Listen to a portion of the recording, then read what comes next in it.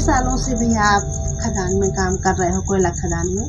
मैं 2007 से, जब मोनेट इस्पात लिमिटेड एनर्जी लिमिटेड था, तब से काम कर रहा हूँ। अभी जो यहाँ अंबुजा सीमेंट का खदान है, जो यहाँ खमरिया में, वहाँ काम कर रहा हूँ। ये मिलपारा में बस आसपास में, हाँ, यहाँ तीन खदान है और अदानी का अलग है। आप जिस खदान में काम करते हो कितने मजदूर काम करते हैं वहाँ पर? लगभग 1000 हो जाएगा। 3 शिफ्ट चलता है एक दिन में, तो 8-8 घंटे का ड्यूटी रहता है। कोयला को जो ड्रिल मारते हैं लोग, डीलर लोग रहता है, तीन आदमी रहता है, उन लोग होल लगाता है, और 4 आदमी सपोर्ट के लिए, जो बोल्टिंग मशीन जो सपोर्टिंग करते हैं ऊपर में, जो चाल को सपोर्ट करते हैं, वो 4 आदमी रहते हैं। उसमें एक ड्रेसर रहता है, वो ड्रेसिंग करके गिराता है, उसके बाद सपोर्ट लगाया जाता है, उसके बाद होल लगाते हैं। उसका होल लगाने के बाद जो कैरियर है, उसी कैरियर जो बारूद लेके जाता है, उन लोग उसको चार्ज करते हैं बारूद से, फिर उसको माइनिंग शॉट फायर उड़ाता है। फिर उड़ाने के बाद, धुआं फटने के बाद, फिर LED जो मशीन है, उससे माल उठाकर बेल्ट में डालते हैं हम लोग। मैं ऑपरेटर हूँ। किस तरह के खतरे होते हैं जब आप इस तरह के काम करते हैं, और क्या चुनौतियाँ होती हैं आपके कामों में?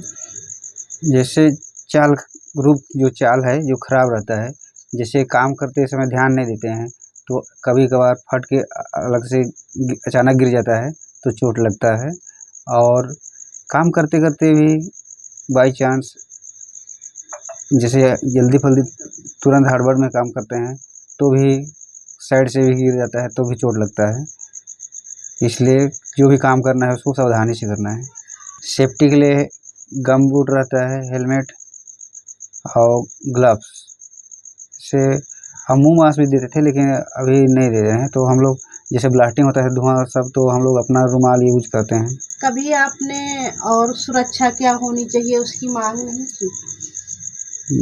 यहाँ जो आदमी जो ज़्यादा बोल देगा ना, वो उसको नेता बना देते हैं, इसीलिए कोई कुछ नहीं बोलता है। जैसे दुर्घटना हो जाता है ना, तो सभी लोग वो चिल्लाते हैं, तभी होता है, नहीं तो नहीं होता है। अच्छा, ऐसे भी दुर्घटनाएं भी होती हैं? ऐसे तो उतना दुर्घटना नहीं हुआ है। इसमें मिलपारा वाला माइंस में बोल रहा हूँ, जो मुनेट था, यहाँ एक मामा बोल देते हैं हम लोग, उसके यहाँ मिलपारा का ठेकेदार के अंदर में काम करता था, वो सुपरवाइज़र करता था।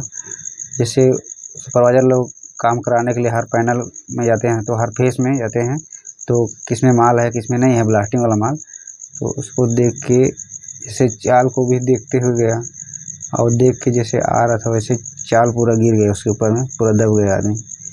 जब उसको कोई नहीं जान रहा था कि दब के मर गए है उसको। जब मशीन जो चालू किया, मशीन से माल निकालने गया, उसी समय वो माल को उठाया।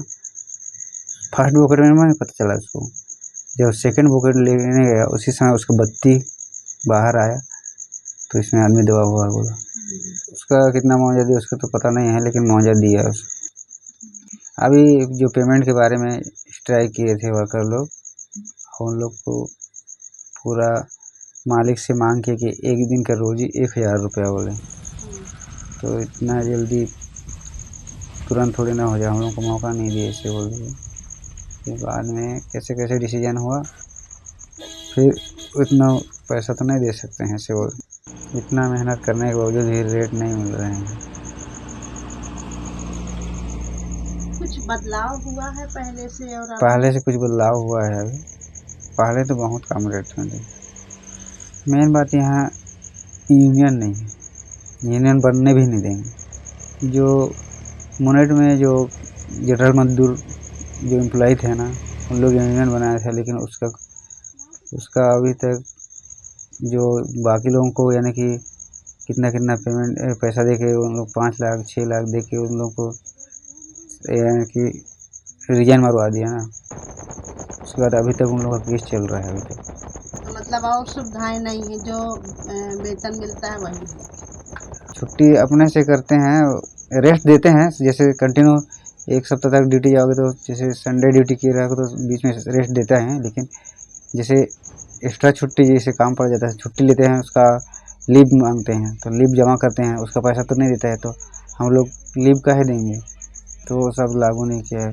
अब बाकी लोगों को देता है बोल रहे थे, तो हम लोग मैकेनिकल ग्रुप और ऑपरेटर ग्रुप और इलेक्ट्रिकल ग्रुप सब लोग मिल के बोलेंगे बोल रहे थे। 2 दिन तक बोले, उसके बाद चुपचाप हो गए, शांत हो गए। एक जन बोलेगा तो बाकी लोग सुनेगा, चुपचाप कर पाए, मेरे को निकाल देगा, ऐसे सब डर रहता है ना, मेरे को निकाल देगा तो फिर मैं भूखे मर जाऊँगा, ऐसे टाइप हो जाता है, इसलिए कुछ नहीं बोलते हैं। अभी जो हिंडाल्को वाला में जो बोल रहा हूँ ना, उसमें कॉन्ट्रेक्टर काम ख़त्म हो गया है। अगर वो चालू रहता ना तो इसको ना एक दिन में 1000 रुपया या 1100 रुपया रोजी देता। वो चालू हो जाएगा ना तो यहाँ पर 100% में 99% आदमी वर्कर उसमें भज जाएगा। ऐसा क्यों? क्योंकि इसमें ज़्यादा खटाली करवा रहा है, उस हिसाब से पैसा नहीं दे रहा है, उस हिसाब से कुछ सुविधा नहीं दे रहा है। मजबूरी के नाम से यहाँ काम कर रहे हैं, जो काम नहीं मिल रहा है तो आदमी छोड़ के फालतू घूमेगा, इसलिए करते रहो, धीरे धीरे वाला सिस्टम चल रहा है।